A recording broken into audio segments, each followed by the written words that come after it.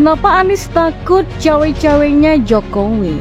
Bukan Anies sih sebenarnya ya, tapi si Brewo.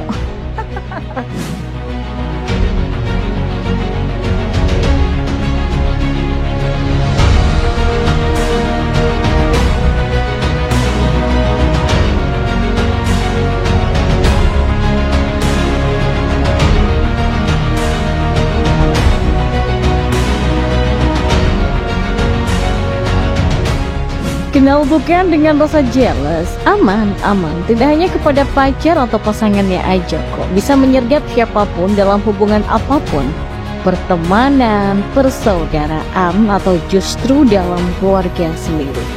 Rasa itu memang sudah menjadi hal biasa ya dalam keseharian. Sama halnya yang mendera saya dulu saat masih usia belia. Ibu saya lebih banyak memberikan perhatian kepada adik saya, sedangkan saya hanya dapat bagian mengalah karena posisi saya sebagai kakak. Oke. Rasa itu bisa pudar seiring bertambahnya waktu, tapi nyatanya rasa itu juga ya kerap menyergap orang dewasa. Jadi nggak pandang usia sih, seperti halnya yang sedang terjadi pada Anies dan antek-anteknya. Jadi kejadian ini berawal dari kedekatan Jokowi pada capres ataupun politisi yang masuk dalam bursa Capres dan Cawapres 2024 kecuali Anies Baswedan. Menurut saya, Jokowi ini masih kecewa dengan yang Anies lakukan terhadap DKI Jakarta selama 5 tahun kepemimpinannya. Karena bukannya meneruskan apa yang digarap Jokowi dengan baik, justru yang dilakukan Anies jauh sekali dari harapan Jokowi. Masalah utama banjir ibu kota, jauh dari upaya penyelesaian. Bukannya meneruskan normalisasi sungai, Anies justru merusak infrastruktur dengan sumber resapan yang tidak berfungsi dengan baik. Dan sebaliknya dengan tonjolan sumur resapan di jalan ibu kota justru banyak mencelakai pengendara yang sedang melintas. Itu sih baru satu program saja. Masih banyak kegagalan yang dilakukan Anies terhadap rakyat di ibu kota. Presiden mana yang gak sedih coba ketika rakyatnya dicurigai begitu? Janji Anies tuh banyak sekali yang diingkari, seperti halnya rumah DP 0%, reklamasi pulau, masalah tanah, penggusuran, dan masih banyak lagi. Banyak dampak buruk dari ketidakbecusan Anies bekerja. Kemiskinan di ibu kota bukannya menyusut justru naik. Lalu bagaimana dengan persoalan penyidikan di dalamnya? Apalagi dia mantan Menteri Pendidikan.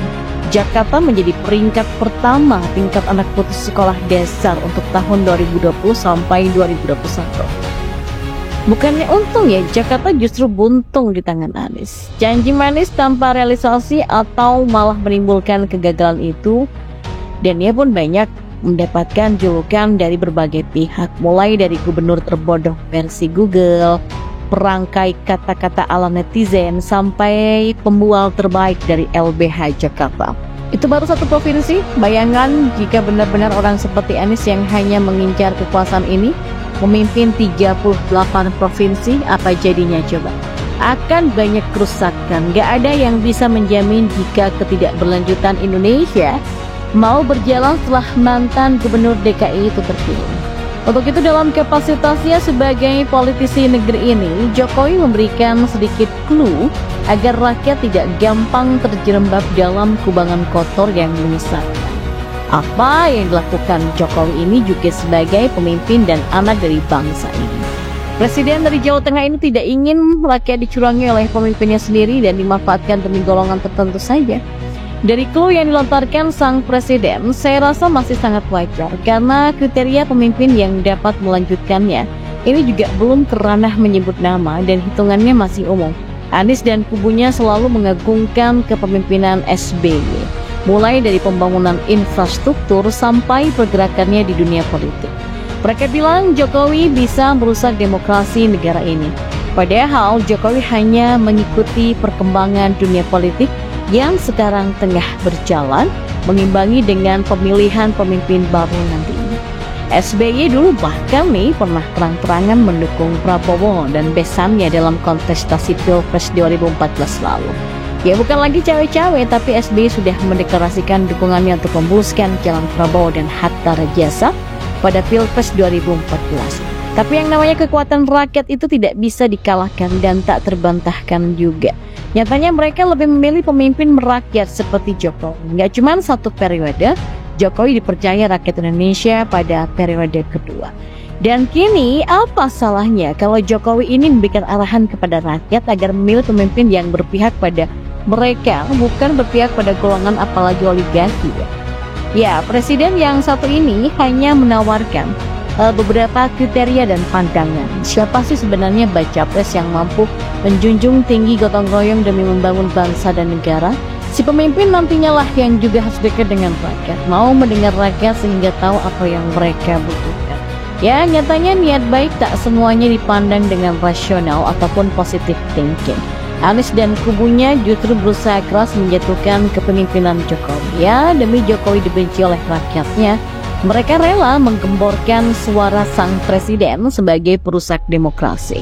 Selain tujuannya untuk memprovokasi kepercayaan rakyat terhadap sang presiden, upaya itu memang dilakukan sebagai bentuk pelindungan diri. Pasalnya, angka kepuasan rakyat Indonesia terhadap Jokowi itu masih tinggi loh. Jadi koalisi perubahan takut kalau rakyat akan menjauh dari radar seorang Anies yang menjadi junjungan mereka 2024 mendatang. Dan tidak berhenti di situ, kepanikan mereka memang itu terbaca dengan pemberitaan koalisi perubahan yang melakukan berbagai pertemuan, mulai dari rapat di pulau milik Surya Paloh yang justru atas kepemilikan itu mengundang tanda tanya karena kontroversinya di zaman Ahok saat memimpin DKI Jakarta. Ya, potretnya terlihat happy, bukan rapat justru mereka terlihat habis holiday. Belum lagi yang terbaru nih, ada pertemuan Anies dengan SBY dan anaknya AHY selama beberapa jam, dan itu hanya bentuk usaha agar mereka tetap eksis di dunia politik walaupun minim prestasi dan dukungan rakyat. Semakin jelas apa yang dilakukan Anies ini bukan lagi sekedar jealous pada umumnya, tapi sudah naik level siaga menjadi khawatir dan cemas, ya, karena belum ada yang bisa menggeserkan rasa suka rakyat Indonesia kepada Jokowi. Apa yang dilakukan Jokowi itu demi kebaikan negara Indonesia, sedangkan Capres Nasdem itu jauh dari Jokowi karena dia adalah antitesa seorang Jokowi. Jadi sudah jelas bukan jika Anies takut akan buka suara Jokowi tentang seorang pemimpin yang pantas melanjutkan perjuangannya. Ya, aroma permainan politik kotor yang sama sekali tidak elegan memang nampaknya mulai ditiupkan berbagai pihak, yang mirisnya justru menjadi calon kontestan Pilpres 2024 yang berasal dari kubu lawan koalisi yang sedang dibangun oleh PDIP. Ada kekhawatiran adanya penjagalan untuk menggagalkan Anies Baswedan yang disuarakan oleh Denny Indrayana yang masih berkaitan dengan PK di tingkat Mahkamah Agung soal kepengurusan Partai Demokrat oleh kubu Muldoko.